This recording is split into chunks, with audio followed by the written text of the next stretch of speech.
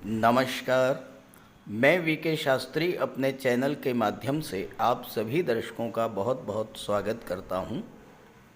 23 अप्रैल 2024 वो तिथि थी जब मंगल ने राशि परिवर्तन किया था और राशि परिवर्तन करके मीन राशि में आए थे।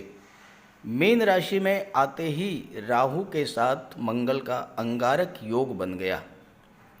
अंगारक योग के शुभ अशुभ प्रभावों को आप पिछले 15 दिनों से झेलते चले आ रहे हैं। आज के वीडियो में मैं आपको बताने जा रहा हूं उन 9 दिनों के बारे में जब अंगारक योग का विशेष प्रभाव आप पर रहेगा। आपको विशेष सावधानी बरतनी होगी। हालांकि इस दौरान अगर आपने उपाय किए तो आपको बहुत बड़ा लाभ भी मिल सकता है। ये विश्लेषण आपकी चंद्र राशि के आधार पर किया जा रहा है और वीडियो के अंत में मैं आपको मंगल के उपाय भी बताऊंगा। ज्योतिष शास्त्र का एक सिद्धांत है कि कोई भी ग्रह अपना पूरा फल तभी दे पाता है जब वो अंश बल से मजबूत हो, युवावस्था में हो, और ये तब होता है जब उसका अंश बल 12 डिग्री से 18 डिग्री के बीच में हो। ये मैं आपके सामने 9 मई की कुंडली प्रस्तुत कर रहा हूँ। आप इसमें मंगल का अंश बल देखिए। मंगल का अंश बल है 12 डिग्री। 12 डिग्री का मतलब यह है कि मंगल युवावस्था में प्रवेश कर चुके हैं और अपना पूरा फल देने में सक्षम हैं। और ये स्थिति है 9 मई की। अंगारक योग भले ही 23 अप्रैल से प्रभावी है, लेकिन मंगल और राहु का जो अंगारक योग है ये अपने चरम पर होगा 9 मई से। अब इसके बाद देखिए अगली डेट मैं आपको दिखा रहा हूँ। 9 मई के बाद मंगल का अंश बल बढ़ेगा, 12 से 13 डिग्री होगा, 14 डिग्री होगा, 15 डिग्री होगा, 16 डिग्री होगा, 17 डिग्री होगा और 18 डिग्री होगा।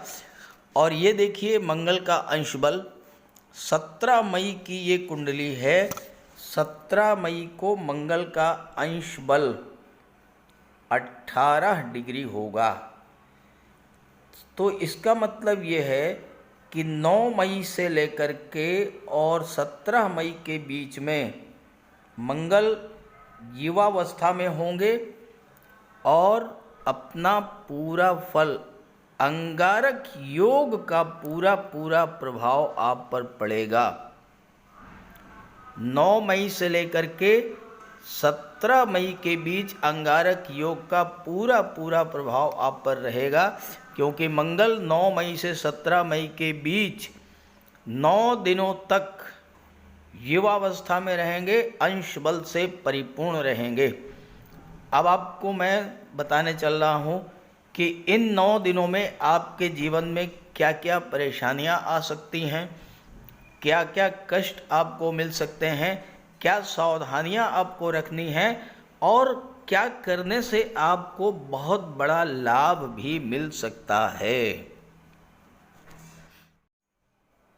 तो ये है कुंभ राशि के जातकों की कुंडली। मंगल का गोचर आपकी कुंडली के धन भाव में है। यहाँ पर मंगल पराक्रम भाव और दशम भाव कैरियर के भाव के स्वामी होकर धन के भाव में गोचर करेंगे। मंगल की चौथी दृष्टि पंचम भाव पर, 7वीं दृष्टि अष्टम भाव पर और 8वीं दृष्टि नवम भाव पर पड़ेगी। कुंडली का दूसरा भाव जो होता है ये होता है आपके संचित धन का। दूसरा भाव जो होता है ये आपकी वाणी का होता है, ये आपके परिवार का होता है और दूसरा भाव ये आपके भोजन को भी दर्शाता है। यहाँ पर मंगल राहु का अंगारक योग बनेगा। आपको 9 मई से लेकर के 17 मई तक विशेष सावधान रहना होगा, क्योंकि दूसरा भाव वाणी का होता है। मंगल राहु के अंगारक योग के प्रभाव से आपको क्रोध बहुत अधिक आएगा। अचानक से क्रोध आएगा, विस्फोटक स्थिति बन जाएगी। क्रोध पर नियंत्रण पाना आपके लिए बहुत मुश्किल हो जाएगा और ऐसे में आपकी वाणी उग्र हो जाएगी, वाणी में कटुता हो जाएगी और वाणी दोष के कारण ही आपके संबंध खराब होंगे। चूँकि तीसरे भाव के स्वामी हैं तो आपके पराक्रम पुरुषार्थ में भी वृद्धि करेंगे, आपके अंदर असीम ऊर्जा का संचार करेंगे। लेकिन कॉन्फिडेंस लेवल एक अच्छी बात है, कॉन्फिडेंस बढ़ना अच्छी बात है, लेकिन ओवर कॉन्फिडेंस ये ख़राब बात है। पराक्रम अच्छी चीज़ है, अति पराक्रम अच्छी चीज़ है, लेकिन अति पराक्रम जो है वो ख़राब चीज़ है। अति उत्साह, अति पराक्रम, जल्दबाजी, ये तो ऐसी स्थिति है कि जलती हुई आग में आप कूदने को तत्पर हो जाएं। तो इस चीज़ से आपको बचना है, अन्यथा आपके संबंध अपने परिवार के साथ खराब हो सकते हैं। मंगल की दृष्टि पंचम भाव पर पड़ेगी। अपने लव रिलेशंस को लेकर के आपको बहुत ज़्यादा सावधान रहना होगा। छोटी छोटी बात पर तनाव की स्थिति बन सकती है और अगर आपने वाणी पर नियंत्रण नहीं रखा, अगर आप बोलने में चतुराई का प्रयोग नहीं किया आपने और क्रोध आपको ज़्यादा आया, तो ऐसे में फिर संबंध खराब हो सकते हैं। संबंधों को बचा करके रखना होगा और संतान को लेकर के, बच्चों को लेकर के तो इन 9 दिनों में प्रयास कीजिएगा कि किसी तरह का कोई फैसला आप ना लें, क्योंकि जल्दबाजी में कोई भी फैसला जो आप लेंगे वो फैसला आपके लिए नुकसानदेह ही होगा। और एक बात और ध्यान रखें कि वाणी का भाव तो है ही, दूसरा भाव भोजन का भी है। राहु तामसिक चीज़ों के कारक होते हैं। इन 9 दिनों में और विशेष करके 18 मई को, क्योंकि 18 मई को राहु और मंगल दोनों का अंश बल बराबर होगा। मंगल राहु एक दूसरे के सर्वाधिक निकट होंगे, तो विशेष सावधानी रखना है। प्रयास कीजिएगा कि मद्यपान, मांसाहार से दूरी बना करके रखिए। मंगल की दृष्टि 8वें भाव पर पड़ेगी। स्वास्थ्य का आपको विशेष ध्यान रखना है और 8वां भाव कमर के नीचे के रोगों को प्रदर्शित करता है, तो विशेष ध्यान रखिएगा अपने स्वास्थ्य का। अचानक से आपका स्वास्थ्य खराब हो सकता है। मंगल राहु अंगारक योग का प्रभाव आपके 10वें भाव पर भी पड़ेगा। राहु के कारण कैरियर में अप डाउन की स्थिति बन सकती है। कार्यस्थल पर आपको अपने वाणी, अपने व्यवहार का बहुत ध्यान रखना होगा। इन 9-10 दिनों में बहुत ही शांतिपूर्वक, बहुत ही पोलाइट वे में आप अपना कार्य कीजिएगा। बॉस से, सीनियर्स से, सहयोगियों से आप अपने रिलेशंस को बना करके रखिएगा। क्रोध को काबू में रखना सीखना होगा आपको और वाणी में भी विशेष संयम की आवश्यकता रहेगी, अन्यथा आपके कैरियर में बाधा आ सकती है, चोट चपेट, एक्सीडेंट की घटना हो सकती है, संतान से, लव रिलेशंस में आपके संबंध खराब हो सकते हैं और भाई बहनों से, पड़ोसियों से, मित्रों से भी संबंध खराब हो सकते हैं। अगर कोई यात्रा इस समय करनी पड़े, प्रयास कीजिएगा कि 18 मई के बाद यात्रा करें। अगर आपको यात्रा करनी ही है, क्योंकि तीसरे भाव के स्वामी हैं, नवम पर दृष्टि डाल रहे हैं, दोनों ही भाव यात्राओं को शो करते हैं, तो बहुत सावधानी पूर्वक यात्रा कीजिएगा।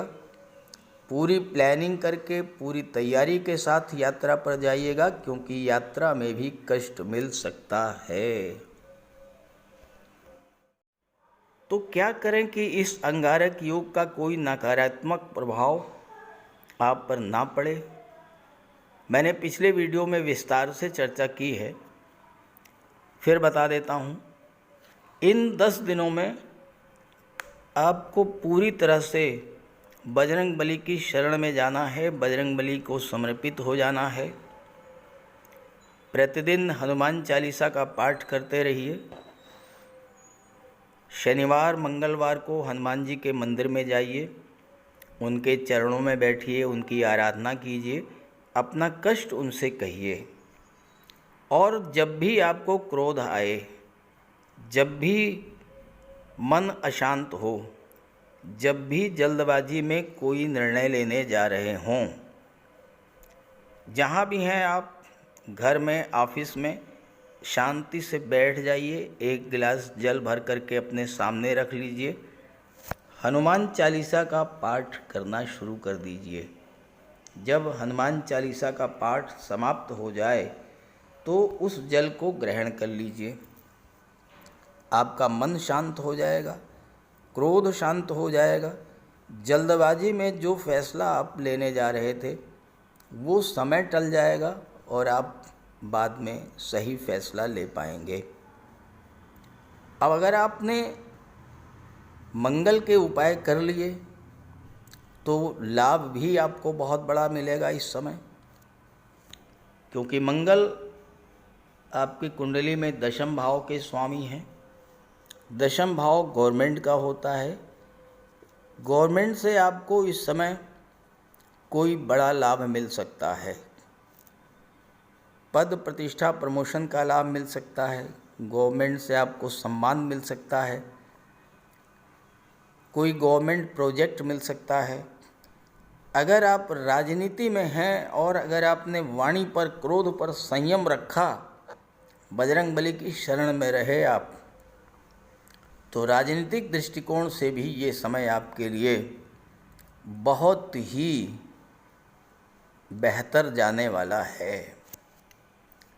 अष्टम भाव पर दृष्टि है मंगल राहु की। गुप्त धन की प्राप्ति का प्रबल योग है। कोई ऐसा पैसा जो डूबा हुआ धन है, प्रयास करेंगे आप, इस समय आपको वो पैसा मिलेगा। जो जातक रियल एस्टेट से संबंध रखते हैं उनके लिए भी ये समय बहुत अच्छा रहेगा। मंगल की दृष्टि पंचम भाव पर पड़ेगी। संतान प्राप्ति का प्रबल योग बनेगा। शेयर मार्केट से भी आपको बहुत अच्छा लाभ मिल सकता है अगर बजरंग बली की कृपा आप पर रही। और संतान की तरफ से भी कोई शुभ समाचार आपको मिल सकता है। नवम भाव पर दृष्टि है तो आपके घर में कोई मांगलिक या धार्मिक आयोजन हो सकता है और आपको करना चाहिए। और कहीं आप धार्मिक यात्रा पर, तीर्थ यात्रा पर भी जा सकते हैं, और अगर आप जाते हैं तो आपको इस विशेष लाभ मिलेगा। इन 10 दिनों में आप मंगल का उपाय तो निरंतर करते ही रहिएगा, जिससे कि अंगारक योग का कोई नकारात्मक प्रभाव आप पर ना पड़े। तो बात करते हैं उपायों की। मंगल का सबसे बड़ा उपाय है बजरंग बली की उपासना करना। आप बजरंग बली की उपासना कीजिए,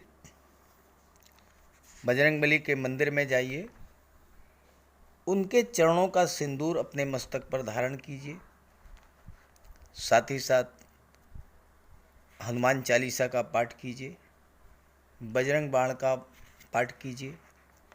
मंगलवार के दिन अगर आप व्रत रख सकें तो मंगलवार का व्रत रखिए। साथ ही साथ हनुमान जी को चोला चढ़ाइए। मंगलवार के दिन स्नान करने के जल में लाल चंदन या लाल पुष्प डालकर स्नान करें। स्नान करने के बाद लाल रंग के वस्त्र धारण करें। अगर नहीं कर सकते हैं लाल रंग के वस्त्र धारण, तो कम से कम एक लाल रुमाल अपनी जेब में जरूर रखें। मंगलवार के दिन मंदिर में जाएं, बजरंगबली के लड्डू का भोग लगाएं और गरीबों में बांट दें। घर की दक्षिण पश्चिम दीवार पर उड़ते हुए हनुमान जी का चित्र लगाएं। साथ ही साथ गरीबों में लाल वस्त्र, मसूर, गुड़, लाल चंदन, मिठाई, लड्डू, बताशे, रेवड़ी ये सब बांटिए। मस्तक पर लाल चंदन का टीका लगाएं या हनुमान जी के चरणों का सिंदूर लगाएं। मंगलवार के दिन बंदरों को गुड़ और चना खिलाएं। बहते हुए जल में लाल पुष्प, तिल या गुड़ प्रवाहित करें और जेब में एक तांबे का सिक्का रखें। साथ ही साथ अगर आप मंगल के ये उपाय कर लेते हैं तो राहु भी नियंत्रित हो जाएंगे और शनि भी नियंत्रित हो जाएंगे, क्योंकि बजरंग बली की उपासना करने से राहु, मंगल और शनिदेव तीनों का ही उपाय हो जाता है। इसके अलावा एक चांदी की छोटी सी ठोस गोली चाहे आप जेब में रखें या चेन में पहन लें या ब्रेसलेट में लगा लें। अपने बैग में मोरपंख रखें और घर में भी मोरपंख लगा लें। मेन डोर पर, कार्यस्थल पर भी मोरपंख रखें, तो इससे राहु आपको परेशान नहीं कर पाएंगे। तो ये सब उपाय बहुत आसान हैं। सुंदरकांड का पाठ कीजिए, बजरंग बाण का पाठ कीजिए, हनुमान चालीसा का पाठ कीजिए। ऐसा कोई उपाय नहीं है जो आप नहीं कर सकते, और आप इन उपायों को कीजिए, फिर देखिए आपको कितना बड़ा लाभ मिलता है। नमस्कार।